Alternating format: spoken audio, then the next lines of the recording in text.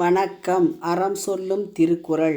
இந்த பகுதியில் இன்றைக்கு அதிகாரம் 7 மக்கட்பேறு. குறள் எண் 6. குழல் இனிது யாழ் இனிது என்ப தம்மக்கள் மழலை சொல் கேளாதவர். குழல் அப்படின்னா புல்லாங்குழல், அந்த துளைகளை உடையது. அந்த புல்லாங்குழலினுடைய இசை இனிமையானது அப்படின்னு சொல்லுவாங்க. அதே மாதிரி யாழ் இனிது. யாழ் அப்படின்னா வீணை போன்ற இசைக்கருவி, அதனுடைய இசையும் இனிமையானது அப்படின்னு சொல்லுவாங்களாம்.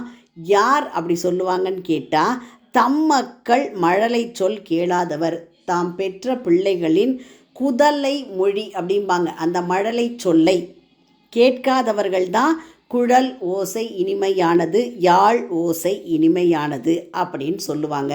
அப்போது சாதாரணமாக வீடுகளில் இந்த குழந்தைங்களுடைய பேச்சு, சிரிப்பு சத்தம், அதனுடைய நடை எப்போவுமே கேட்டுட்டு இருந்தால் அது மிகவும் இனிமையானது. அது புரியாத மொழியில் அது பேசக்கூடிய வார்த்தைகள், அந்த வார்த்தைகளை புரிந்து கொள்ளும் பொழுது பெற்றோருக்கு மிகவும் மகிழ்ச்சியாக இருக்கும். அது கதபுதன்னு ஏதாவது ஒன்று பேசும், ஆனால் பேசிகிட்டே இருக்கும். அந்த குழந்தைகிட்ட நம்ம பேச்சு கொடுத்துட்டே இருந்தோம்னா அது பேசக்கூடிய சொற்கள் இசையை விட இனிமையானது. அப்போ இசை கருவிகள் தரக்கூடிய இசையை விட இனிமையானது.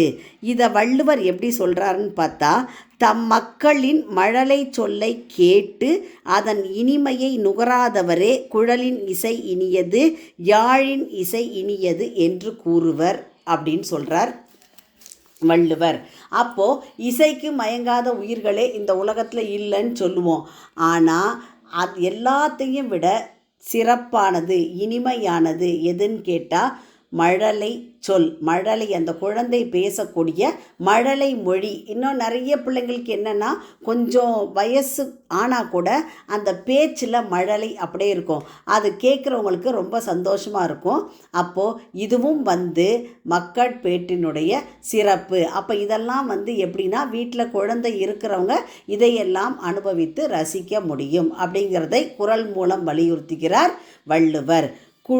மீண்டும் குறள். குழல் இனிது யாழ் இனிது என்ப தம் மக்கள் மழலை சொல் கேளாதவர்.